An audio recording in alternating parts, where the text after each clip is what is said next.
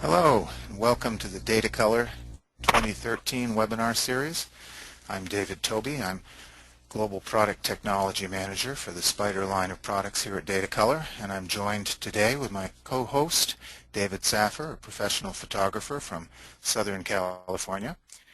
So today's topic is going to be architectural photography, and I believe that there will be some interesting new areas in that for most of you. We have a very large audience today, so I'm kind of going to go on for a moment here while I let the people load into the webinar. We will have a giveaway today at the end of the webinar. It will be a Datacolor Spider 4 Pro, and we'll have discount codes for everyone who attends if they're interested in Datacolor products. So stick around for that. We also will have at least one survey that we'll do early on to get it out of the way in the webinar, and some interesting subject matter to cover. I'm looking forward, as an architect, I'm looking forward to doing this architectural photography webinar. I get to speak about photography regularly, and I don't get to speak about architecture hardly at all.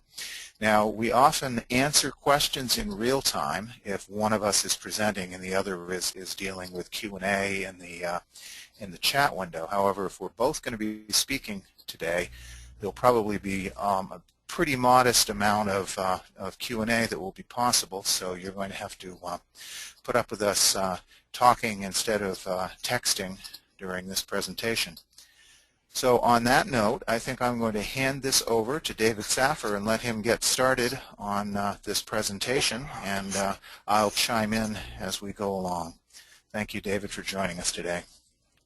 Well, thank you, David. And hello, everybody. I'm David Saffir. I'm a photographer and fine art printmaker and writer. I live in Southern California.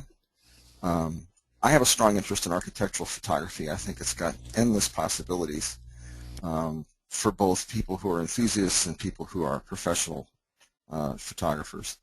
And I put this image on the front page for a reason, not just because it's a pretty picture and it's an interesting image, but because this is a photograph that I took. It's a reflection in the wall of the Javits Center in New York City. And I'd been walking past this for 3 days at a conference that was held there. And one day I looked up and I realized what a great image was being handed to me on a silver platter. And so I went back and grabbed my camera. And the idea, no pun intended, is to encourage you to think out of the box. Architectural photography is one of those things that's really what you make of it. And as we go forward, I think you'll see why I'm saying that. So a friend of mine, Ted Dayton, who's a photographer well known here in Southern California, likes to say, make it beautiful, make it useful. And I think that in many cases that's true of an architect's intent, and it certainly can be true of our intent as photographers, particularly in the area of architectural photography. Architectural photography can be used for documentation and fine art imaging and photojournalism and all kinds of things. And some of the key issues here include the concept of controlling perspective and depth of field, and of course the typical things of lighting, environment, and style. There's some inherent promotional value. You can create images for your book or your website, in many cases at little or no cost. And of course, you're going to want to keep the needs of the customer or the end user in mind while you're doing that, if it's not just a fine art image. And there's application in other areas of photography as you develop your eye for architecture. I think you're going to find that there's a strong application in other areas of photography, and you'll be able to read between the lines as we go through this presentation and see that. Now, this image here is probably one of the first permanent photographs that was ever taken anywhere, and it just happens to be an architectural photograph. Not a particularly compelling one, interesting snapshot of a time period. Interesting also that there's practically nobody on the street. I think there's some kind of story behind that. But in any event, I'm going to move forward with one caveat, is that I know that many of you come back to the recordings, which are posted on the Datacolor website, and review these materials. And so I post a lot of written detail on these slides. I know that's kind of an eye test during the presentation. It's on there for your reference. I'm not going to go through and read every single slide to you, so don't panic when you see these. I am going to read parts of it. I'm going to make certain points as we go forward, and of course David's going to jump in and join me and try to emphasize and keep things emphasize certain issues and keep things on track. Now, very briefly, I'd just like to know if you're currently photographing architecture, so let's roll through this poll and move along from there. It's important to realize that you shouldn't type your answers into the chat window, that there's a separate section for polls that you need to use. Otherwise, we'll end up with a whole bunch of people whose answers are not being added into the poll.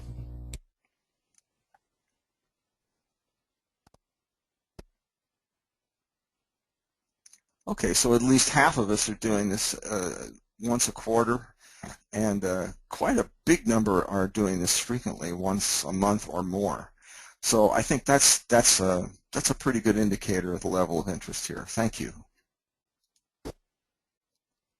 Now let's get started. This is a photograph that was taken by Ted Dayton, again a friend of mine that lives not too far from me. And this is the new library here in Santa Clarita. And just very briefly, he did a wonderful job on this in so many ways that it's really worth taking a look at. He's managed to capture the feeling of the space.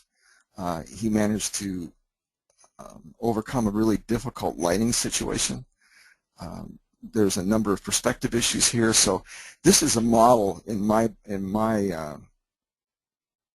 opinion, of what makes a good architectural photograph. And as we go through the presentation, think about some of the things you see here and how the points that we're making can be plucked out of this image or applied to this image.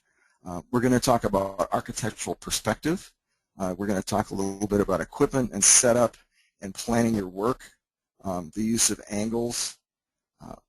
One of the things I do recommend when you're shooting architecture, because it's typically large scale, not always, but typically large scale, and if you're indoors, it's a good idea to shoot tethered, and I do that very frequently because you can zoom in and look at the details, and you're looking for really good depth of field. It's really hard to see on an LCD whether your foreground, midground, and background are all sharp. And so having that big screen and being able to zoom in is really a really good tool for you. We're going to talk about briefly developing an efficient and effective post-production workflow. There's not that much here that's different, say, than landscape photography, but there are some points of divergence. And we're going to talk about images, actual images that have been taken by myself and David Tobie and Ted Dayton, etc. And we're going to talk about the strengths and weaknesses of some of those images. So perspective really means ways to perceive, and there's different types of perspective, and we're going to get into the details of this. But there's what's called 1-point or 2-point or 3-point. The scale is sometimes a way of looking at perspective, whether or not you're closer or farther away. The detail is actually a form of perspective. Atmospheric, and you really need to see an example of this to really dig into what that really means, and we'll get to that. And of course, including people in a photograph gives you a sense of scale of the image. David, I sense you want to jump in here. Yeah, it's if you view this image, the first thing to point out is this is an architectural image, not because there's architecture in it. There actually isn't, but because it was taken by an architect and by somebody who thinks in those terms. And what we're hoping in this hour that you'll learn is the architectural concept of approaching photography. Now, in this case, you can envision yourself in this hayfield in Tuscany circling this pile of hay bales, and you want to shoot them. What is your goal? Are you going to shoot them straight on as a 1-point, from an angle as a 2-point? Are you going to crouch down so that you add vertical perspective so it's 3-point? Are you going to scale them small in the landscape or make them loom over you?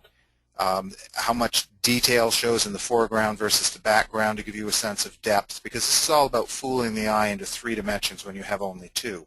And all of these perspectives that are listed here are ways of distinguishing that this is a 3-dimensional function, that you can tell that the hay bale is in front of the hill because there's more detail, and the details are larger in the hay bales than they are on the brim of the hill, and that the colors are just slightly, because it was a dry day, but there's just slight decrease in the saturation as you move back from the hay bales to the top of the hill. So all of the photographic stuff that you all think about, getting the exposure so that you're not blowing out the clouds and so that you have detail in the shadows and all of that, is kind of standard photographic stuff. You have to do all that at the same time, but the architectural concepts here are perhaps new concepts or new terms which we'll be applying to most of the stuff that we look at in this session. In a nutshell, I think that at least part of what David is trying to tell you is that the architectural perspective on photography is at least in large part one of design, deliberate design, and you're standing there with your camera and you're designing the representation of the building, or in this case the haystack that you're looking at, and you can continue to apply these principles as you go forward. Okay, there we go. Let's talk briefly about equipment. There's a couple of points that I want to make. If you're using a DSLR, I suggest that you use a DSLR with a full-frame sensor. That doesn't mean go out and buy a new camera, but a full-frame sensor lets you take full advantage of some of the wide-angle lenses that are available.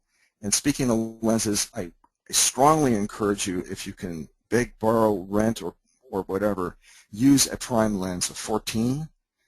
For example, the ones that are made by Nikon and I think Canon, and the 21s are really nice and flat, and they're nice and clean and bright out to the corners. The tilt shift lenses work really well. They do tend to vignette when they're extended all the way. We'll talk about that in a minute. One thing is that most people buy tripods that are about as tall as they are.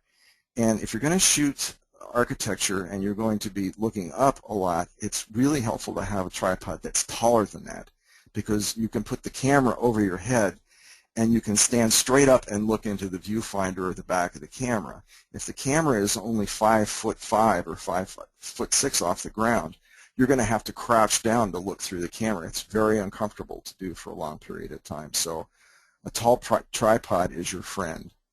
A geared tripod head, if you're not familiar with that, it allows very small adjustments to the position of the camera. Very, very helpful productivity tool, although you can get by with a ball head. A hot shoe bubble level. One other thing that's on here, a small plastic tarp or ground cover can be used for 100 different things, and I don't think I need to explain that to you, but most people don't put it in their bag. The last thing on the list here that's not completely obvious to many of you coming to us for the first time is a spider cube. The spider cube is a device that can be used to set color balance and exposure and help you manage dynamic range. We have at least 2 complete webinars that have been recorded that are on the website about the spider cube. I encourage you to take a look at them. So when you're scouting and you're setting up, I want you to begin with the end in mind. In other words, what do you want that image to look like? And what are you trying to communicate? Does your client have specific goals? And by all means, walk around at different times of day. Look at the interplay of light and shadow. Look at what that place is going to give you on a day where you've got nothing but direct sunlight, and ask yourself if you need to wait for a day where there's some cloud cover and some overcast or not. Sometimes you do want to have direct light, at least in your surroundings. It's sometimes helpful to research the architect and understand what features and style elements were key in the design, and decide what you want to communicate. And by all means, consider making multiple images. Now, the image that you see here, having said all of that and all the preaching that I just did, was fortuitous. This was in Paris, and I was out for a walk, and I turned around, another good rule in photography, and there it was, perfect light and a really nice view of a very unusual building. There are buildings like this in several cities in Europe, including Barcelona, but I thought this one was particularly attractive. Now, you want to start with your approximate shooting location, and one tip that I give people, whether you're shooting landscapes or you're shooting architecture that supplies around the board, put the tripod down on the ground or in a corner somewhere and walk around with your camera a little bit and look through the viewfinder. Get up high, get down low, move from side to side. And of course, we're going to be thinking about perspective a little bit later on in the presentation. But if you have a chance to look through the viewfinder unencumbered by the tripod, you're going to make better images. The reason is once you put the camera on the tripod, you're locked down. It's hard to move around. It's hard to change the height. So bag the tripod for the first 10 minutes and then set it up. White balance the camera, set your exposure. When you're making your exposure, watch your exposure zones for highlights and details. This is stuff that I shouldn't really need to tell you at this point, but if you look at this image here, the shadows just hold the detail. This is in the Louvre looking straight down. And by the way, that circle at the bottom is an elevator that rises all the way to my point of view when I'm taking this image. It's really pretty amazing. Use a cable or a remote shutter release if you need to.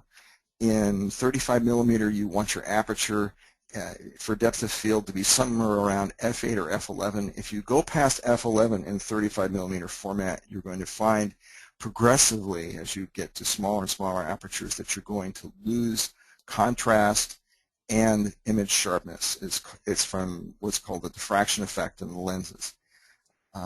You want to try and shoot with the mirror up so the camera is as still as can be, and shoot at a low ISO. And again, prime lenses, a 14 or a 21, or another good wide-angle lens or a tilt shift are good examples. If you're working in a public area, don't be surprised if someone walks up to you and asks you what you're doing. It happens to me all the time. If you're on private property, sometimes it's a good idea to get permission in writing. Sometimes it's better to beg forgiveness. You have to decide that for yourself. A tilt shift lens, very briefly, if you look at these illustrations on the right, a tilt shift lens, particularly the ones that have been recently built by Nikon and Canon, and at least one third-party company, mimic in a lot of ways the movements, some of the movements of a view camera. And so you can correct perspective, in other words, keystoning and things like that in the camera. They're very, very, very sharp lenses. They're not autofocus. They're completely manual lenses, and of course you'll be working in manual exposure mode. They are not completely free of distortion, particularly in the corners at their full extension, and so you will be making some corrections in post-production if you're shooting that way. They're expensive, but if you're doing this kind of work a lot in the field, they're pretty much worth it. And of course, there are places that will rent these to you, and rental fees are way, way cost-effective. The time of day, part of your planning process. This photograph was taken very late in the day.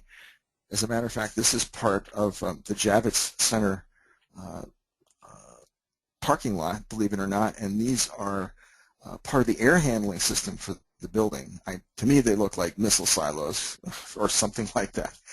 But it made for a great, almost abstract shot with the side light, and the texture in this in a big print is really incredible. So the time of day can help you decide whether you want direct lighting or side lighting or back lighting, but shade and light can be your friend, and of course you really want to manage the range of tones and the overall dynamic range of your image. You want to preserve your highlights and protect the shadows, of course. Now, I'm not going to read this whole thing to you, but the viewing angle is really important in terms of the viewer's perceptions of the image. And perspective means to see through. It's a way of approximately representing what your eye actually saw on scene.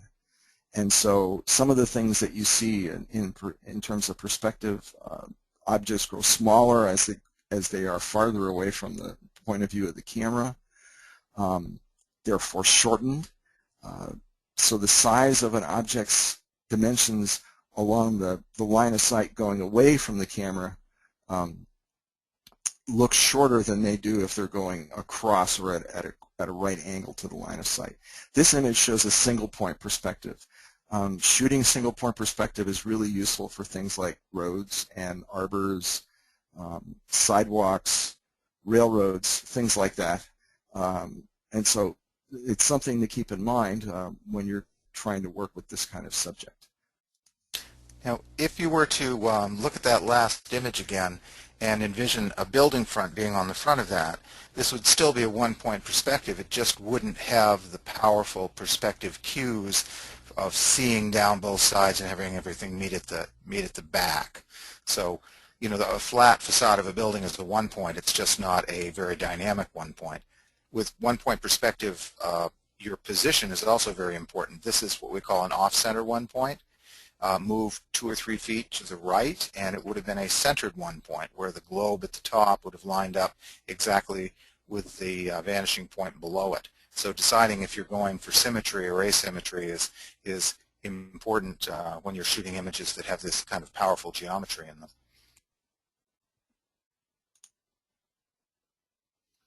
Now, this is what's called a two-point perspective. David, why don't I talk a little bit about how this was made, and then you can talk about the two-point perspective in terms of architecture. How about that? This is in a corner of the big plaza at the Louvre, and behind me, the sun is pounding down. It's the middle of the day, but this particular corner happens to be in the shade, so all the light you see here is reflected light. And I wanted to make a point that sometimes reflected light can be your friend. There's a lot of symmetry in this image, but it's not completely symmetrical, as you can see in the design of the building and the statues. And one last thing, as I was setting up to take this picture, this young fellow walked in and sat down in front of the door and opened a book, and you can't ask for better luck than that. But I thought that the amount of detail that was in this image, you know, so we talked before about perspective in terms of detail. The vantage point, the convergence of lines, and all the other elements really came together to make something that was, to me, very appealing. David, over to you. Yeah, the two-point nature of this is the inverse of usual exterior. This is really an interior shot outdoors. And so what's happening is the perspective points are crossing rather than running away from each other. If you followed the lines at the top cornice and at the bottom of the columns until they came to a point, the part on the left would have its vanishing point on the right, and the part on the right would have its vanishing point on the left, which is typical of an interior two-point perspective. So that's really what this is, even though it's an interior angle of an exterior wall. But what makes this dynamic is the powerful perspective, and that's caused by the scale. This is not humanly scaled architecture. This is grand architecture, and therefore, instead of looking at the building straight ahead, you're looking at the building ahead and above. So it has that powerful, overwhelming scale to it, and that added to the very subtle colors and the subtle light rendering that David was talking about turns this into an image that's certainly worth working with, as opposed to turn around in the other direction and get a high glare image with lots of burnout and high contrast. It might have been a far less workable image.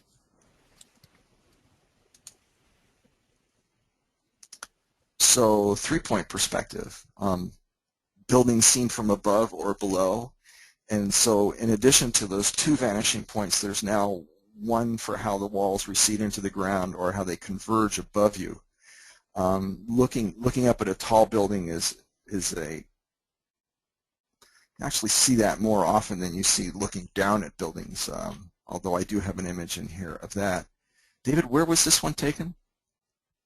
This is in a little town in southern Tuscany called San Quirico d'Orcia, and I've shot this church many times, but coming out from dinner one night, the midnight blue sky behind us was so powerful that I had to stop what I was doing and get the camera out and shoot this. Now this is a freehand shot. I'm on my way back from dinner. I don't have a tripod with me, and yet this is a fairly long exposure, and when you look at the large print of it, there are actually stars that are dots instead of jitters, which just proves that half a bottle of wine actually makes my hand a little steadier rather than a little looser. But when you look at this image, there are several things about it that are important. The third perspective point moves your eye upward. Now this is a religious structure, and the fact that it's pointing towards God or pointing towards heaven and that all the lines are converging in that same direction sweeps your eye upward in a very pleasing way. This is a two-color image. I worked quite hard eliminating extra colors that were caused by a janitor putting the wrong light bulb into one of the arches on the left. What you want is to eliminate that which distracts the eye, and here having everything be one shade of the stone color or one shade of the sky color simply clarified and cleaned up the image. And there are other perspective points on this because of the tapered angled apse in the foreground, but by and large we're looking at, you know, parallel walls facing in two directions, so they lead off with two sets of perspectives, and the steeple rising up, and the one separating element here is the well in the foreground, which is round and has the arch on top and a light behind it to accent it, so it gives some differentiation, as do the arches to the right. So there's a mix of things that make this a powerful and successful image. And the fact that I have not removed the third perspective point from it, which is easy enough to do with software, comes about because, first off, I think it's more effective this way, and second off, because when you do that, it looks unnatural. The image is sufficiently upward facing that if you make the steeple up there full size and vertical, it just overwhelms the rest of the image. He's talking about removing the keystoning, aren't you, David? Yes. Yeah, and one of the other things I wanted to point out is that he talked about the way the image leads the eye upwards. And there's design elements in the building itself that do that. If the arches are pointing up, the steeple points up, the repeating rooftop corners and points all lead the eye upward, and even the well is looking upward. The windows are set high on the walls. So all of these design elements are an important part of making this a successful image as well. Now, very briefly, isometric view is simply that you're seeing if you're looking at this building down here in the front, and this actually applies to a lot of product photography. If you look at boxes that you see in advertising, that the one side, the angle you see of one side is the same as the angle that you see of the other side. And so whether it's a rectangle or a square is less important than you are seeing in equal proportion and perspective, quote, quote, to two sides of the object or of the building. Yeah, isometric is actually perspective-less. There are no vanishing points in an isometric. Everything's parallel forever. It's an artificial style that's done because it was much quicker to draw than true perspectives were, because everything measured correctly. It's something kind of old out of architecture, and architects love things that are out of architecture. So if you can get at an angle directly in front of, you know, one of the angles of the building and up an equivalent height above the building and shoot a shot like this, it will form this kind of isometric view. The farther away you are, the more isometric it will look. And architects just simply like that. There's something about it that is very architectural. And if the next slide has to do with elevation, then that will kind of segue directly into that. Oh, there's an elevation slide in here, but I'm not sure if it's the next one. What do you know? Ha-ha, touche. What we're looking at here, elevation is in a blueprint. It's the outside of a building shown in this non-existent manner in which it's viewed from an infinite distance with an infinitely large lens. And since buildings are designed by architects using elevations, they get used to seeing these. And even in this day and age where you can make perspectives within your CAD software fairly quickly, elevation is still a key function of what a building looks like to an architect. So if you'd like to please an architect, then when you go to shoot his building or her building, take the longest lens you own, even if it's a 1,000 millimeter birding lens, keep it in the car. And if you find that the building is situated such that you can move a huge distance back from it at an even ground level, take advantage of that and shoot a shot like this barn shot where you have a dead-on elevation of the front of the building. And the architect will love you for this because you're giving him a photograph of what he designed, the way he designed it. So that's very important to an architect. Now the other shot is more likely what you get in most instances when you try this, which is the hill is running down away from the building. There are trees, so you can't back up any further, and the building is not a flat-faced building. It has different layers, so this doesn't form a perfect elevation, but it still creates a very pleasing view of the building.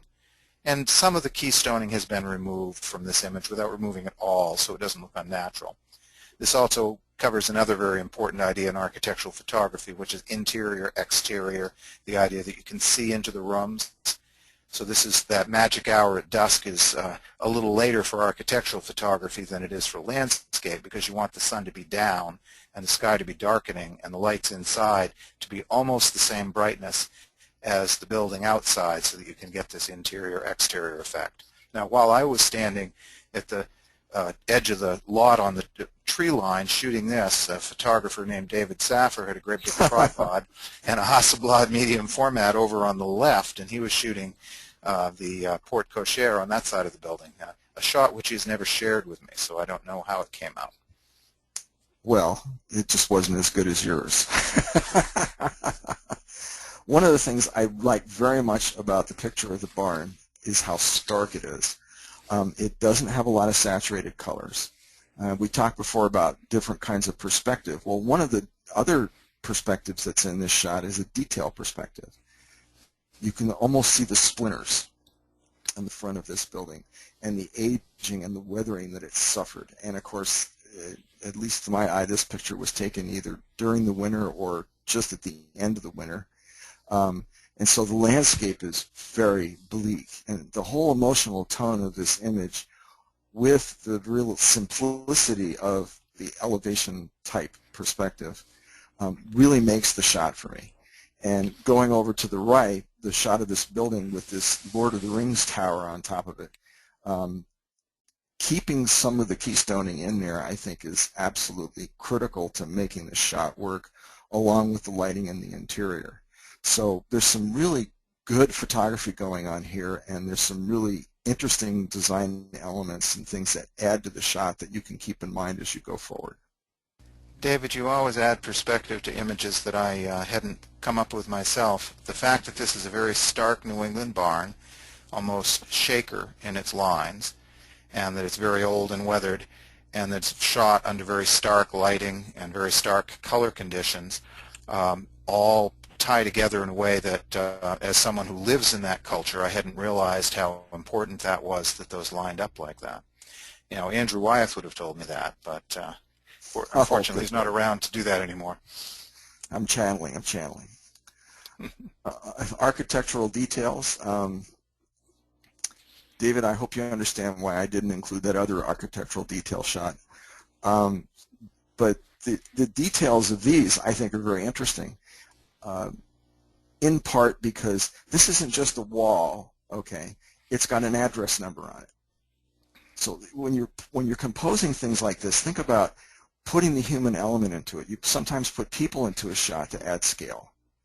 Well, having this little address block puts this into context for me as part of a residence or a building on a street somewhere, and it gives me an idea that it's really inhabited by human beings, and the way it came to be, it was created by human beings and the forces of nature, obviously.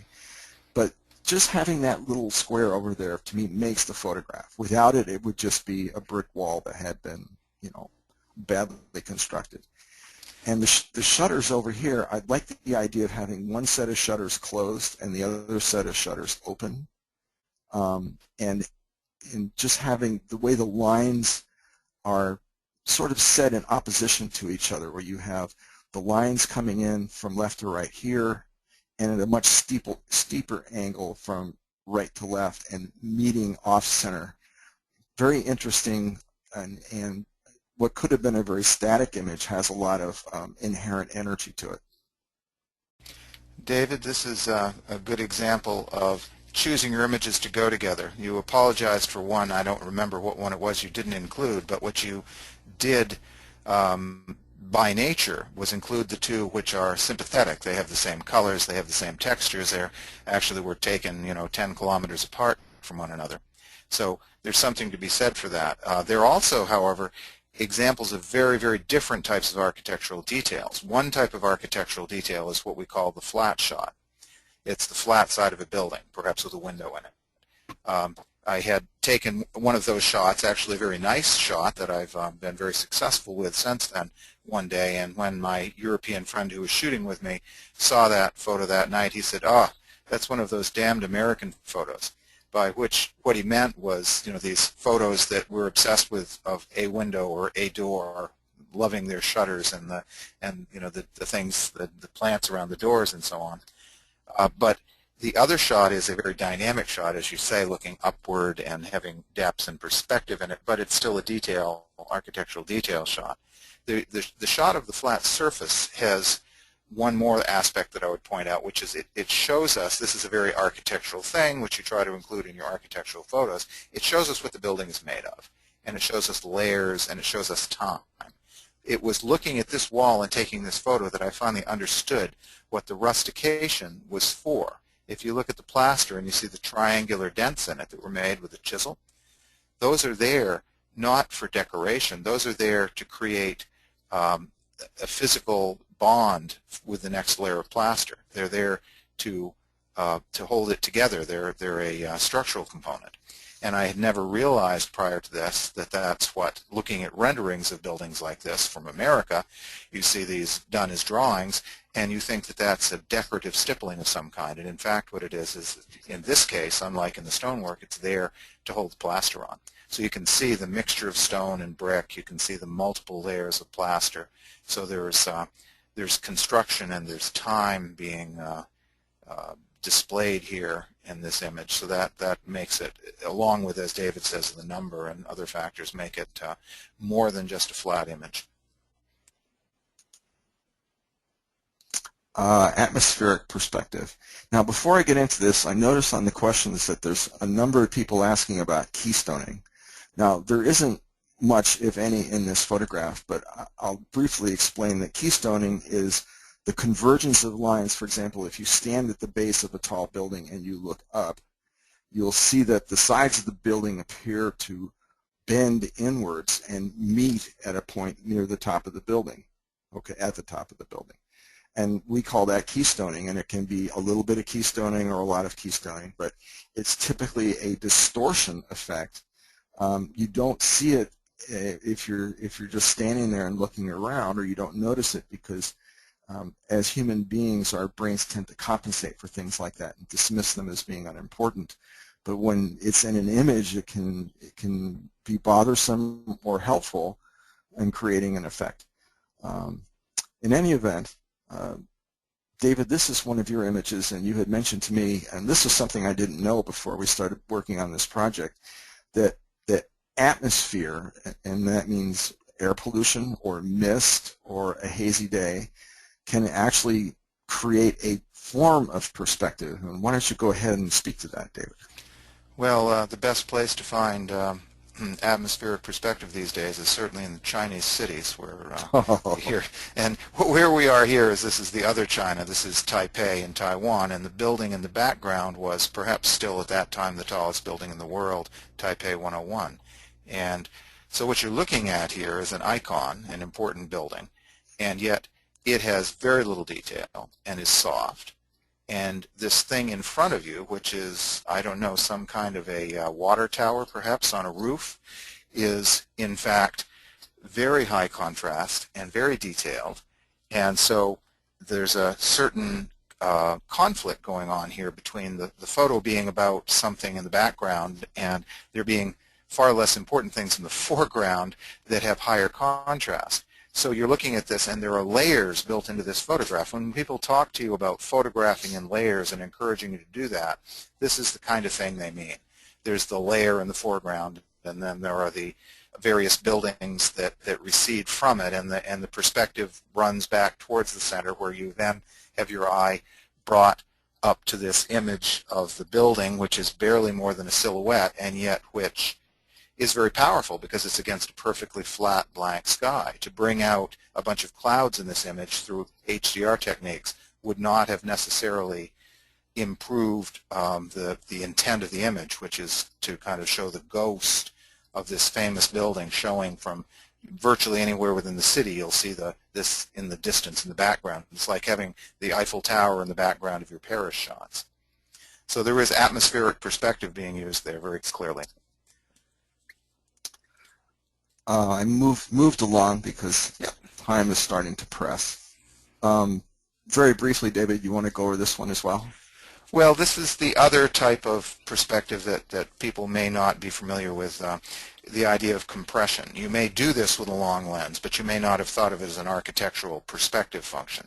If you look at this series of camps and houses along the shore here, you can see how compressed they are. They look like they're right on top of each other. And I admit the yards are not very large, but this photo has been manipulated intentionally to make this image as unattractive and as crowded and as busy as possible. Now, in fine art, we would call that intent. In photojournalism, you would call it bias, but it's the exact same thing. What I did was I waited until the tide was high, and it gets very high in Maine, so it forced everybody in a very small section of the beach. That's the horizontal compression. And then I used a very long lens to create the compression front to back, which makes it look like people are literally in each other's laps, and the houses are as well. And then I took all the fun color out of the image by making it black and white, and you end up with this very undesirable beach shot, whereas someone else could have shot on the same day in a different direction and gotten a beautiful color photo of people having a great day at the beach. So it's all a matter of intent, and here compression was used as a tool. Now, going back to technique a little bit, in focusing low-light images, sometimes if you're going to take a time exposure and you don't have a lot of light, the best you can do is have a little flashlight with you, and you can use it in one of two ways. You can use the flashlight to illuminate the scale on your lens and simply set your focus to infinity and back off just a hair and use a smaller aperture and a long exposure, and most of the time your picture will come out nice and sharp. And I've actually done night shots that way, and it worked fine. In some cases you can use a handheld light to illuminate the scene and then focus. Some people use laser pointers. I've had limited success with that. Or you can use ambient bright points to focus and then reframe your shot. In these cases, I do ask you to consider shooting tethered to a laptop if circumstances permit, simply because you can then zoom in and look at the details and make sure that you got the shot. Briefly, this is a building in Barcelona that was illuminated actually in this color, and I thought it was a very interesting shot because of the interior illumination and the color of the lighting inside as compared to the color of the lighting outside. And of course, it kind of looks like the Addams Family mansion to begin with, made for a really offbeat, interesting image. In your processing workflow, I do want you to consider using raw images exclusively. And the workflow is pretty normal. You're going to process for dynamic range and color accuracy, unless, of course, you want colors that are not true life.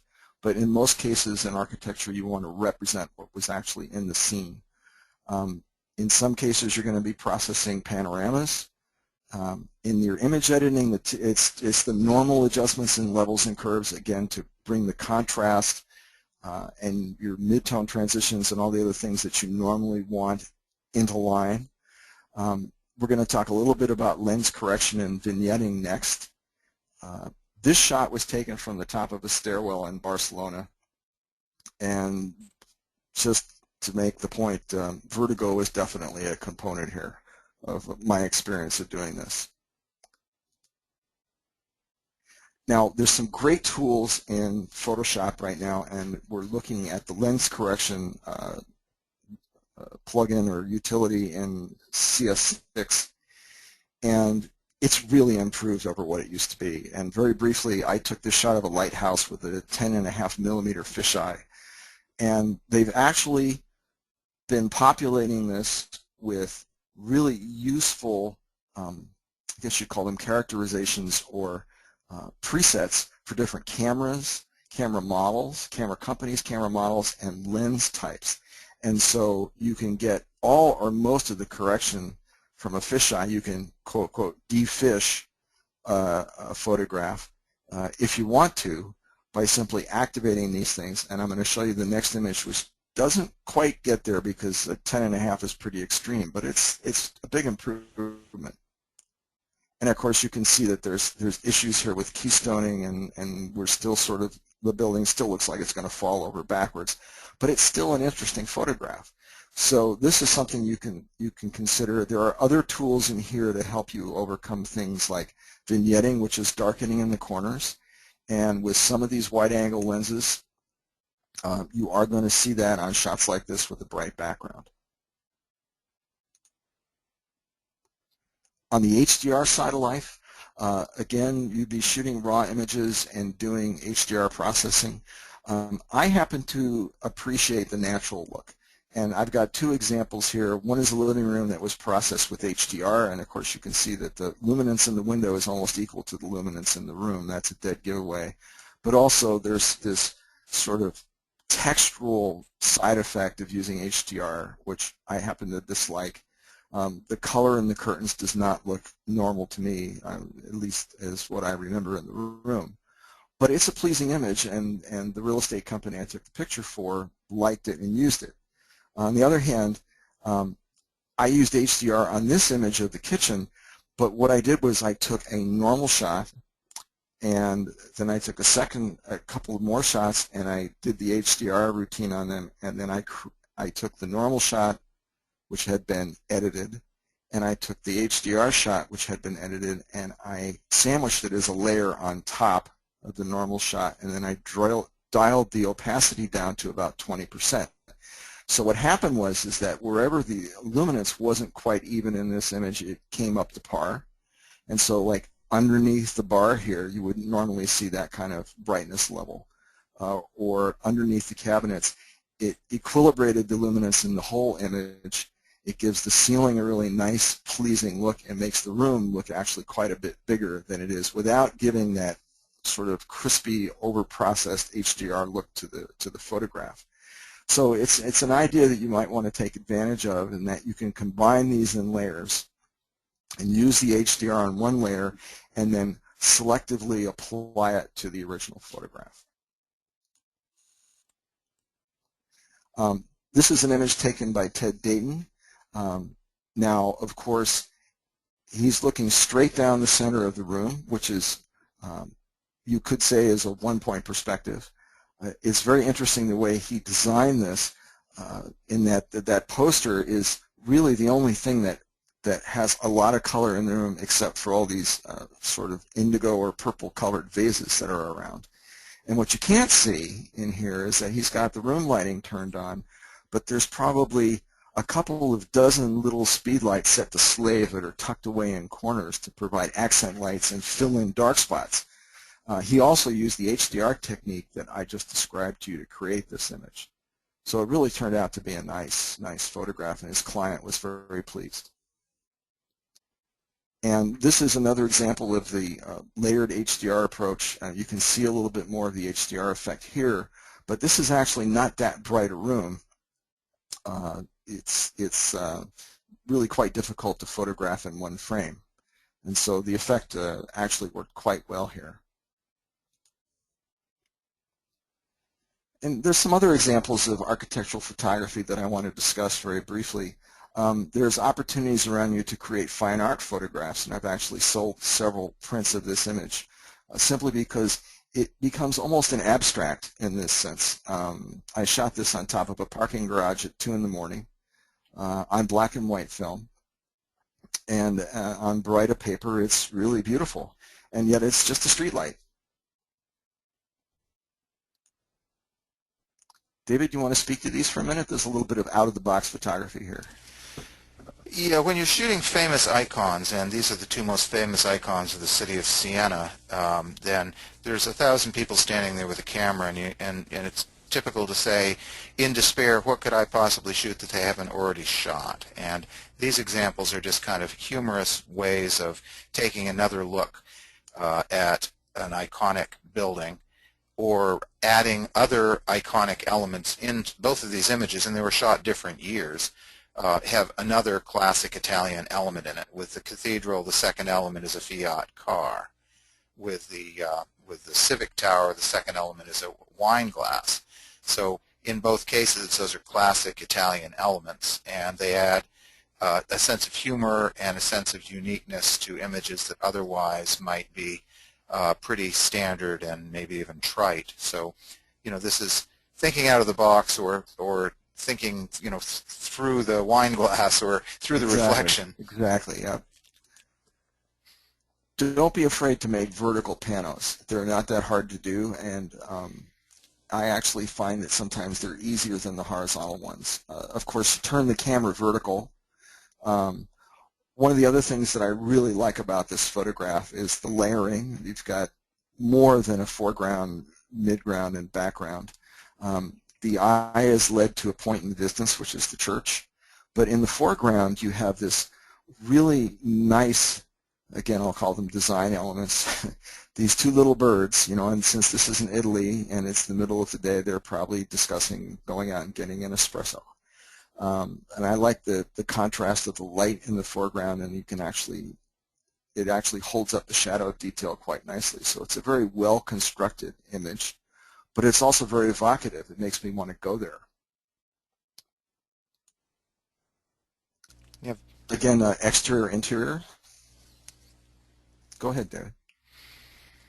Well, this is an evening shot, but it's not one that depends on the sunset to give you just the right amount of exterior light. This is exterior street lighting that's doing that. But having just eaten in this restaurant, stepping outside and realizing that there's an image to be had there was another one of these, have to get the camera out again situations.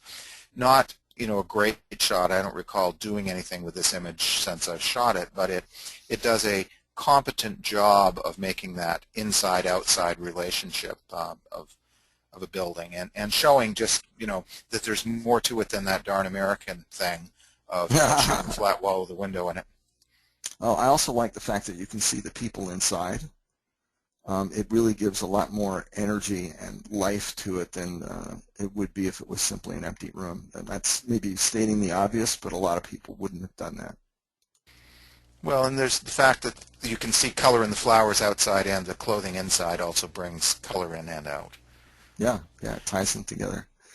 Here's a great example of keystoning and no perspective correction, and actually makes the photograph. Yeah, so this is truly a three-point perspective image. There's no question of that, and yet what you're seeing here is this kind of soaring, dizzying effect. And anybody who's keystoned an image, who's corrected for vertical non-parallelness in an image, would know that you would lose the sky. You would lose the top of the tower. You'd lose what this image is about if you were to do that. If you actually wanted to keystone an image like this, you'd have to shoot it with half the sky in the image, just so you'd have enough spare room to distort it back out to what you wanted. But I don't believe that would be the right thing to do with a photo like this anyways. In fact, I like the fact that you can't see the very tops of the buildings. We all know they're there. We all know what they're going to look like. But this crop, from a design standpoint, helps establish this space it makes it, I guess you would say, it contains the space, and it really helps keep the eye where it needs to be in the image, and I like that quite a bit. Yeah, there's a hint of the sky, a hint of the ground, and a lot of correction in the shadows and the coloring. Now, this is the same situation. You could perfectly keystone this. You could make that tower exactly vertical, which it's not here. It's tilting into the center, as it should. And you could shoot just the tower. You could shoot the tower symmetrically. None of that appealed to me. What I wanted here was that soaring, ethereal effect that these roofs with the raising corners has. And by leaving this a soaring, upward-looking image, And by reinforcing those corners, by including a couple more in the foreground, it pretty much hits you over the head with that effect. So this is, to me, it's almost the same effect as with the church in Italy, is that everything is pointing towards heaven. yeah, it is. And there are strong horizontals in here, but even those lift up at the corners. So this is, pardon the pun, a very uplifting image. Balancing light and dark. This is in Tokyo, right? It's somewhere in Shinjuku, and oh, I lived in Shinjuku for a year. Yeah, well, you've probably walked down this very street.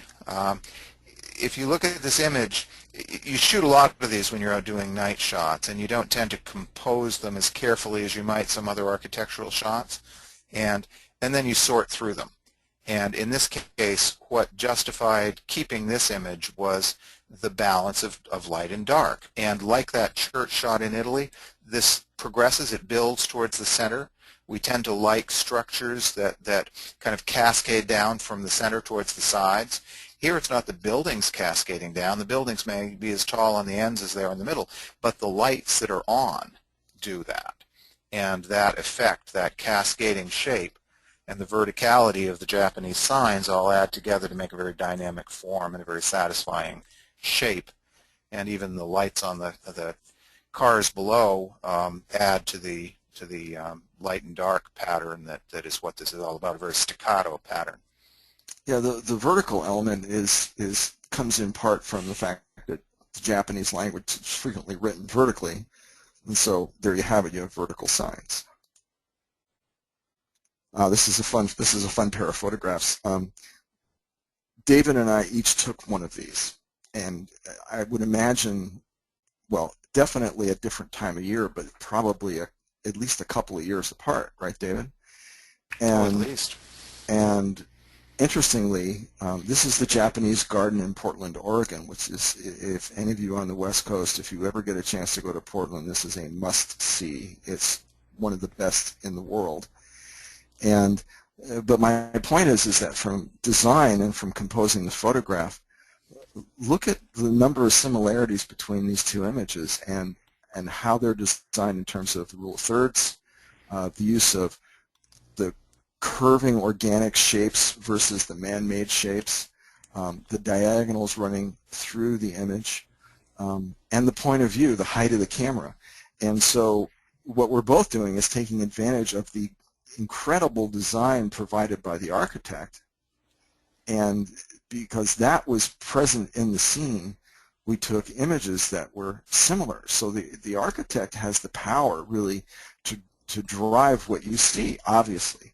But the other thing I want to add to this is we both took this photograph from a boardwalk that crosses this body of water, which is a whole other story in itself. It's not an easy place to get to. So we put these in simply to show you that the picture will present itself in many cases if you have the willingness to look at what the architect intended.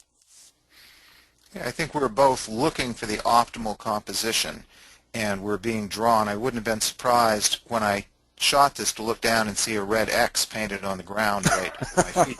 You know. Or they joke about the tripod marks from Ansel Adams when you finally get your Western landscape photo right. Yeah. Same deal here. I hear you. Okay, and we had this image at the beginning of the session, and I just want to remind you that there are things all around you, even when you're simply moving around the city or the town that you live in. And I didn't point something out at the beginning that I think is important, is that I've never seen anybody else take this photo. There may be one other. I was at a conference for photographers. It's the Pro Photo Expo. There's 25,000 people in this convention center. They're all walking back and forth past this window. And I walked by it 2 days in a row, and on day 3 I looked up and went, holy cats, look at that. And I ran and got my camera before the light changed. And so there are many, many things that are available to you in the field of architectural photography and photography in general they're right under your nose, but sometimes we don't see them unless we're really paying attention. So, one of the lessons for the day is think out of the box and look for different ways to communicate your vision to the world. Now, in a moment, I'll have the winner of, oops, I just lost, there's my chat box. I'll have the winner of the Spider 4 Pro. I want to thank Datacolor, www.datacolor.com, for their support of the webinar. It's greatly appreciated, and thank you to David Tobie. Discount for today's webinar, you can get 20% of all Spider products purchased at spider.datacolor.com through April 11th, and the promo code is architecture20, lowercase. Again, oh yes, here's the winner. Catherine Costello, I apologize if I pronounced your name incorrectly. Patty will be getting in touch with you via email to arrange delivery, so please watch for that. Again, my name is David Saffir, and I'm a photographer and fine art printmaker. I have a blog, davidsaffir.wordpress.com. There's a lot of tutorial and instructional material on that blog. I encourage you to take a look at it. Also, all of the webinars that we have done so far are recorded, and they're available online on the Datacolor website. My web address is my name, davidsaffir.com, and I want to make a point that I'm perfectly willing to answer questions from people. Please do send me an email at dsaffir@mac.com. I get a lot of emails. If I don't answer you in 24 hours, please do resend the email, and I will do my best to get back to you. David Tobie also has a blog and some incredibly insightful posts and tutorial information on there, cdtobie.wordpress.com, and you can see his images on his website at cdtobie.com.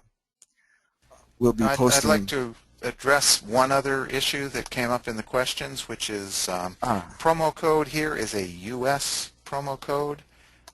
You can use this at the web store. Our web store only works for the United States and Europe. Someone from New Zealand just asked, and the answer is we have a distributor in New Zealand, but this promo is not available globally because we're not able to ship to your country. Sorry about that. Okay. What was I going to say? Oh, yes. We're going to be announcing more webinars, and we're going to ramp up the number of webinars we do that we consider to be advanced webinars. So do watch your email and the website for those. I thank you all for your attention and for attending, and we hope you come back and join us again.